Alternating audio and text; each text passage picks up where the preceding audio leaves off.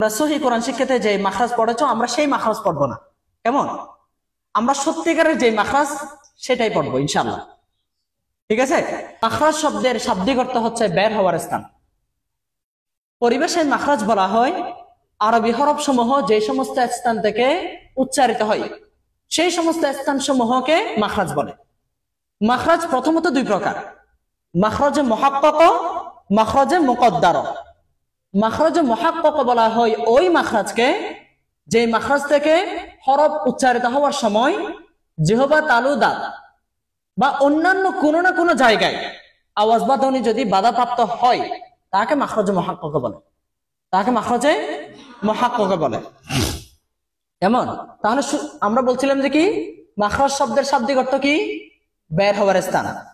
মাখরাজ শব্দের শাব্দিক অর্থ কি? বের হওয়ার স্থান। পরিবেশের মাখরাজ কাকে বলে? আরবি হরফ সমূহ যে সমস্ত স্থান থেকে উচ্চারিত হয় ওই স্থান সমূহকে মাখরাজ বলে। ওই স্থান সমূহকে কি বলে? মাখরাজ বলে। মাখরাজ প্রথমত কয় প্রকার বলছিলাম? দুই প্রকার। এক নম্বর কি? মাখরাজে মুহাক্কাক, দুই নম্বর মাখরাজে মুকদ্দার। মাখরাজে মুহাক্কাক বলা হয় যে মাখরাজ থেকে হরফ উচ্চারিত হওয়ার সময় আওয়াজ বা ধ্বনি কোনো না কোনো জায়গায় বাধাপ্রাপ্ত হবে তাকে মাখরাজে মুহাক্কাক বলে। আর মাখরাজে মুকদ্দার কাকে বলে? যে মাখরাজ থেকে হরফ উচ্চারিত হওয়ার সময় আওয়াজ বা ধ্বনি কোনো না কোনো জায়গায় বাধাপ্রাপ্ত হবে না। আওয়াজ বা ধ্বনি বাধাপ্রাপ্ত হলে হরফ উচ্চারিত হওয়ার সময়, যে মাখরাজ থেকে হরফ উচ্চারিত হওয়ার সময় আওয়াজ বা ধ্বনি কোনো না কোনো জায়গায় বাধাপ্রাপ্ত হবে তাকে মাখরাজে মুহাক্কাক বলে, তাকে মাখরাজে মুহাক্কাক বলে। যেমন ধরো জিম, শিন, ইয়া। কেমন? এই যে জিম, শিন, ইয়া, তাহলে এখানে জিহ্বা তালুর সাথে হরফ এটা উচ্চারিত হওয়ার সময় জিহ্বা তালু থেকে আসতেছে, তাই না? তার মানে বাধাপ্রাপ্ত হচ্ছে, বাধাপ্রাপ্ত হচ্ছে। কিন্তু আবার পক্ষান্তরে মদের আলিফ, মদের ওয়াও, মদের ইয়া। কেমন? মদের আলিফ, মদের ওয়াও, মদের ইয়া, এই হরফগুলো উচ্চারণ করার সময় আওয়াজ বা ধ্বনি কণ্ঠনালী থেকে শুরু করে দুই ঠোঁটের আগ পর্যন্ত কোনো জায়গায় বাধাপ্রাপ্ত হচ্ছে না, বাধাপ্রাপ্ত হচ্ছে না। তাহলে বাধাপ্রাপ্ত হলে মাখরাজে মুহাক্কাক। কেমন? বাধাপ্রাপ্ত হলে মাখরাজে মুহাক্কাক, বাধাপ্রাপ্ত না হলে মাখরাজে মুকদ্দার। আমি আশা করি এতটুকু বুঝাইতে পারছি। এখন আমরা আসবো যে একেবারে এই যে মাখরাজের আলোচনাটা ঠিক যেই জায়গা থেকে শুরু হচ্ছে সেখানে আমরা আসতেছি। আমরা 17টি মাখরাজের কথা জানি, তাই না? আসলে 17টি মাখরাজ এসেছে মৌলিক 5টি মাখরাজ থেকে। আমরা যে 17টি মাখরাজের কথা জানি, আমরা জানি যে 29টা হরফ 17টা মাখরাজ থেকে বের হয়। 29টা হরফ 17টা মাখরাজ থেকে বের হয়, উচ্চারিত হয়। কেমন? আসলে ওই 17টা মাখরাজ মৌলিক 5টি মাখরাজ থেকেই 17টি মাখরাজ বের হয়েছে। আমি বুঝাইতে পারছি? মৌলিকভাবে মাখরাজ হচ্ছে 5টি। মৌলিকভাবে মাখরাজ কয়টি? 5টি। কেমন? ওই 5টি থেকে 17টি আসছে, ওই 5টি থেকে 17টি আসছে। কিন্তু মৌলিক মাখরাজ কয়টি? 5টি। মৌলিক মাখরাজ কয়টি? 5টি। কেমন? আর এগুলাকেই, এই মৌলিক 5টি মাখরাজকেই তাজউইদের পরিভাষায় উসুলে মাখরাজ বলা হয়। কি বলা হয়? আমি আশা করতেছি তোমরা এমন ভাবে মনোযোগ দিবা যেন তোমরাও পড়াইতে পারো। শুধু নিজে বুঝলে হবে না, অন্যজনকে বুঝাইতে পারো যে এইভাবে করে মনোযোগ দিতে হবে। কেমন? তাহলে বলছিলাম যে আসলে মৌলিক মাখরাজ হচ্ছে 5টা। মৌলিক মাখরাজ কয়টা? 5টা। কেমন? এই 5টা মৌলিক মাখরাজ থেকে 17টা মাখরাজ এসেছে। ঠিক আছে? আর তাজউইদের ভাষায় বলা হয় উসুলে মাখরাজ। তাজউইদের ভাষায় মৌলিক 5টি মাখরাজকে কি বলা হয়? উসুলে মাখরাজ। কেমন? সেগুলো কি কি বলো? জৌফে দাহান, হালাক, লিসান, শাফাতাইন, খায়শুম। জৌফে দাহান, হালাক, লিসান, শাফাতাইন, খায়শুম। আচ্ছা, তাহলে কয়টা? 5টা। এবার আসো আমরা একটু এই বিষয়গুলো একটু জানবো। জৌফে দাহান কাকে বলে, হালাক কাকে বলে, এগুলো একটু জানবো। কেমন? জৌফে দাহান বলতে বুঝাচ্ছি কণ্ঠনালী থেকে শুরু করে দুই ঠোঁটের আগ পর্যন্ত মুখের অভ্যন্তরীণ খোলা জায়গাকে জৌফে দাহান বলে। কেমন? জৌফে দাহান কাকে বলে? কণ্ঠনালী থেকে শুরু করে দুই ঠোঁটের আগ পর্যন্ত মুখের অভ্যন্তরীণ খোলা জায়গাকে কি বলে? জৌফে দাহান বলে। কি বলে? জৌফে দাহান বলে। এরপর আসো হালাক। এরপর কি? হালাক।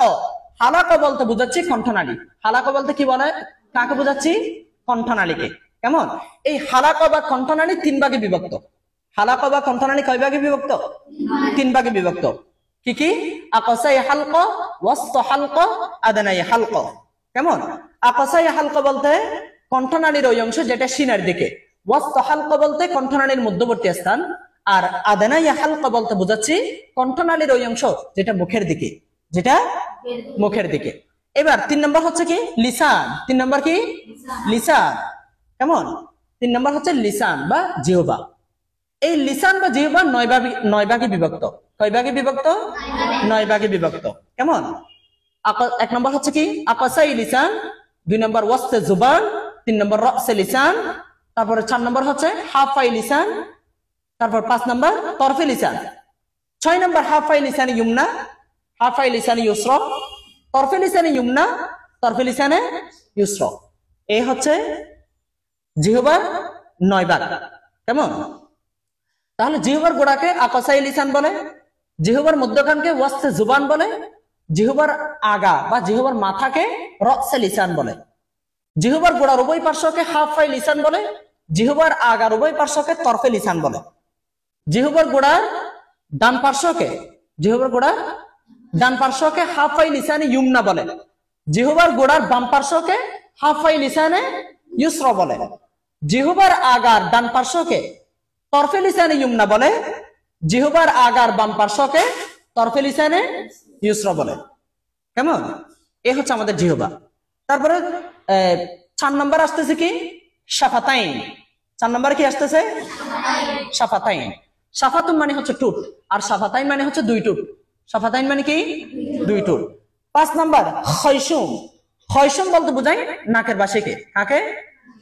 হ্যাঁ, নাকের বাসিকে, যেখান থেকে সমস্ত গুণ আদায় করি আমরা। বাস। এখন আমরা জানবো এই যে উসুল মাখরাজ 5টা। কেমন? মৌলিক মাখরাজ হচ্ছে 5টা। তাহলে কোন মাখরাজ থেকে কয়টা মাখরাজ এবং সেখান থেকে কয়টি হরফ উচ্চারিত হচ্ছে সেটা একটু আমরা জানবো। কেমন? এখন আমরা জানবো যে কি এই যে উসুল মাখরাজ, কেমন কোন মাখরাজ থেকে মানে মৌলিক যে মাখরাজ গুলো সেখান থেকে কয়টি মাখরাজ এবং কয়টি হরফ উচ্চারিত হচ্ছে সেটা একটু আমরা দেখবো। কেমন? তাহলে 1 নম্বরে বলছিলাম জৌফে দাহান। 1 নম্বর কি? জৌফে দাহান। এই জৌফে দাহান থেকে একটি মাখরাজ, সেখান থেকে 3টি হরফ উচ্চারিত হবে। 2 নম্বর বলছিলাম হালাক। হালাক থেকে 3টি মাখরাজ, সেখান থেকে 6টি হরফ উচ্চারিত হবে। 3 নম্বর বলছিলাম লিসান। লিসান বা জিহ্বা থেকে 10টি মাখরাজ, সেখান থেকে 18টি হরফ উচ্চারিত হবে। 4 নম্বর বলছিলাম শাফাতাইন। কেমন? শাফাতাইন বা ঠোঁট থেকে 2টি মাখরাজ, সেখান থেকে 4টি হরফ উচ্চারিত হবে। 5 নম্বর বলছিলাম খয়সুম, যেখান থেকে সমস্ত গুন্না আদায় হবে, যেখান থেকে সমস্ত গুন্না আদায় হবে। এখন আমরা সরাসরি চলে যাব বিস্তারিত আলোচনায়, মাখরাজের একেবারে বিস্তারিত আলোচনায় চলে যাব। 1 নম্বর মাখরাজ। তাহলে 1 নম্বর হচ্ছে জৌফে দাহান। 1 নম্বর মাখরাজ কি? জৌফে দাহান। তাহলে জৌফে দাহান বলতে বোঝাচ্ছি কণ্ঠনালী থেকে শুরু করে দুই ঠোঁটের আগ পর্যন্ত মুখের অভ্যন্তরীণ খোলা জায়গাকে কি বলে? জৌফে দাহান বলে। 1 নম্বর মাখরাজের নাম কি? জৌফে দাহান। 1 নম্বর মাখরাজের নাম কি? জৌফে দাহান। সেখান থেকে 3টি হরফ উচ্চারিত হবে। কয়টি হরফ উচ্চারিত হবে? 3টি হরফ উচ্চারিত হবে। মদের আলিফ, মদের ওয়াও, মদের ইয়া। যেমন ধরো ক্বালা, এখানে কি ক্বালা, ক্বালাতে মদের আলিফ আছে না, কিন্তু ক্বালা এই যে কফের যেটা আলিফ, এই আলিফটা উচ্চারিত হওয়ার সময় কি কোনো না কোনো জায়গায় বাধাপ্রাপ্ত হয়েছে? আওয়াজ বা ধ্বনি হয় নাই। এরপর ধরো এই আমরা আরেকটা দেখি উমিরু। উমিরু, তাহলে এখানে শেষে একটা ওয়াও আছে না, এই ওয়াওটা আদায় করার সময় কোনো না কোনো জায়গায় আওয়াজ বা ধ্বনি বাধাপ্রাপ্ত হয়েছে? হয় নাই। ঠিক আছে? তারপরে এরপর আমরা দেখবো যে এই যে মদের ইয়া, যেমন ধরো ফি, তাহলে ফি বলার সময় মাঝখানে একটা ইয়া আছে না, এই ইয়াটা আদায় করার সময় কি আওয়াজ বা ধ্বনি কোনো না কোনো জায়গায় বাধাপ্রাপ্ত হয়েছে? হয় নাই। তাহলে এক নম্বর মাখরাজের নাম হচ্ছে জৌফে দাহান। এক নম্বর মাখরাজের নাম জৌফে দাহান। কণ্ঠনালী থেকে শুরু করে দুই টুটা পর্যন্ত মুখের অভ্যন্তরীণ খোলা জায়গাকে বলা হয় জৌফে দাহান। সেখান থেকে 3টি হরফ উচ্চারিত হবে, মদের আলিফ, মদের ওয়াও, মদের ইয়া। 2 নম্বর হচ্ছে, এখন আমরা চলে আসতেছি উসুল মাখরাজের দ্বিতীয় নাম্বার যেটা, সেটা কি হালাক। সেটা কি হালাক। তো আমরা কি বলছিলাম, হালাক থেকে 3টি মাখরাজ, সেখান থেকে 6টি হরফ উচ্চারিত হয়। তাহলে এবার আসো 2 নম্বর মাখরাজ। 2 নম্বর মাখরাজের নাম হচ্ছে আকাসাই হালক। 2 নম্বর মাখরাজের নাম জোরে বলতে হবে, হ্যাঁ, আকাসাই হালক। কেমন? তাহলে আকাসাই হালক বলতে বোঝাচ্ছে কণ্ঠনালীর ওই অংশ যেটা সিনার দিকে, সেখান থেকে 2টি হরফ উচ্চারিত হয়, হামজা হা, হামজা হা। 3 নম্বর মাখরাজ, 3 নম্বর হচ্ছে ওয়াসত হালক। 3 নম্বর কি ওয়াসত হালক, কণ্ঠনালীর মধ্যবর্তী স্থান, সেখান থেকে 2টি হরফ উচ্চারিত হয়, আইন হা, আইন হা। কেমন? তাহলে ঠিক মাঝখান থেকে হচ্ছে আইন, একটু মুখের দিক থেকে হা, একটু মুখের দিক থেকে হা। যেহেতু অনেক লম্বা আলোচনা, আমি বিস্তারিত যাচ্ছি না। 4 নম্বর মাখরাজ, 4 নম্বর মাখরাজ হচ্ছে আদানাই হালক। 4 নম্বর মাখরাজের নাম কি আদানাই হালক। আদানাই হালক বলতে বোঝাচ্ছে কণ্ঠনালীর অংশ যেটা মুখের দিকে, সেখান থেকেও 2টি হরফ উচ্চারিত হয়, গাইন খ, গাইন খ, গাইন খ। এরপরে 5 নম্বর মাখরাজ, 5 নম্বর মাখরাজ হচ্ছে আকাসাই লিসান। 5 নম্বর মাখরাজ কি আকাসাই লিসান। আকাসাই লিসান বলতে বোঝাচ্ছে কণ্ঠ, জিহ্বার গোড়া, জিহ্বার গোড়া। তাহলে আকাসাই লিসান বা জিহ্বার গোড়া তার বরাবর উপরে তালুর সাথে লাগিয়ে সেখান থেকে অফ উচ্চারিত হবে। কি উচ্চারিত হবে? অফ উচ্চারিত হবে। 6 নম্বর মাখরাজ, আকাসাই লিসান বা জিহ্বার গোড়া থেকে একটু আগে বাড়িয়ে তার বরাবর উপরে তালুর সাথে লাগিয়ে সেখান থেকে কাফ উচ্চারিত হবে। কি উচ্চারিত হবে? কাফ উচ্চারিত হবে। কেমন? এরপরে আমরা এখন 6 নম্বর মাখরাজ শেষ করেছি, তাই না? 7 নম্বর মাখরাজ, 7 নম্বর মাখরাজ হচ্ছে ওয়াস্তে জুবান। ওয়াস্তে জুবান, ওয়াস্তে তালু। ওয়াস্তে জুবান বলতে বোঝাচ্ছে জিহ্বার মধ্যবর্তী স্থান, ওয়াস্তে তালু বলতে তালুর মধ্যবর্তী স্থান। কেমন? তাহলে ওয়াস্তে তালু বা জিহ্বার মধ্যখান তার বরাবর উপরে তালুর সাথে লাগিয়ে সেখান থেকে জিম শিন ইয়া, জিম শিন ইয়া। এখানে একটু ব্যাখ্যা করি আমি তোমাদের সুবিধার্থে। জিহ্বার মধ্যখানে এটা ঠিক থাকবে, কিন্তু যে তালু যেটা আছে, তালু যেটা আছে, এই তালুটা হচ্ছে এই 3টা হরফের জন্য 3 ভাগে ভাগ করবো। কয় ভাগে? 3 ভাগে। বলতে হবে এইভাবে, জিহ্বার মধ্যখান তার বরাবর উপরে তালুর পশ্চাৎ ভাগ, সেখান থেকে জি, ঠিক মধ্যখান থেকে শিন, অগ্রভাগ থেকে ইয়া। কেমন? জিম শিন ইয়া। বুঝাতে পারছি? আচ্ছা, তাহলে 7 নম্বর মাখরাজ আবার বলতেছি, ওয়াস্তে জুবান অর্থাৎ জিহ্বার মধ্যখান তার বরাবর উপরে তালুর সাথে লাগিয়ে সেখান থেকে জিম শিন ইয়া, এই 3টি হরফ উচ্চারিত হবে। এই 3টি হরফ কি হবে? উচ্চারিত হবে। এবার আসো 8 নম্বর মাখরাজ। 8 নম্বর মাখরাজের নাম হচ্ছে হাফাই লিসান।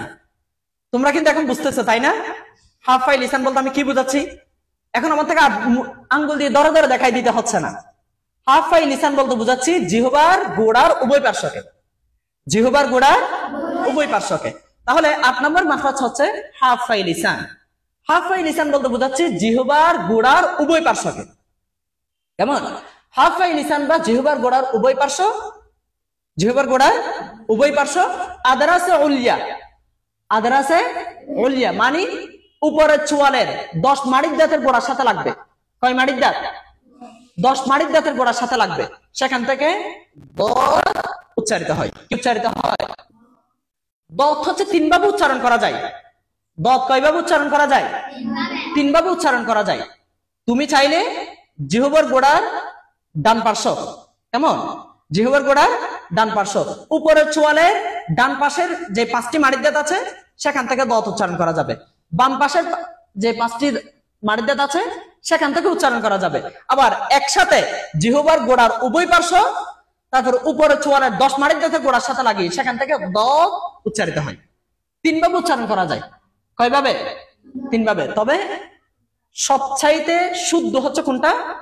জিহ্বার গোড়ার উভয় পার্শ্ব উপরে চোয়ালের 10 মাড়ির দাঁতের গোড়ার সাথে লাগবে, সেখান থেকে দত উচ্চারিত হয়। কি উচ্চারিত হয়? দত উচ্চারিত হয়। তোমরা চেষ্টা করবা উভয় পার্শ্ব থেকে উচ্চারণ করার জন্য, যদিও এটা একটু কঠিন। কেমন, আমরা যখন সিফাতের আলোচনা শেষ করে যখন ধারাবাহিক হরফ মাস্কের ক্লাস শুরু করব তখন এগুলো একদম ইজি হয়ে যাবে তোমাদের, বুঝছো? এখন যে পড়াগুলো পড়াচ্ছি এইগুলা শুধুমাত্র মুখস্থ করার জন্য। কি করার জন্য?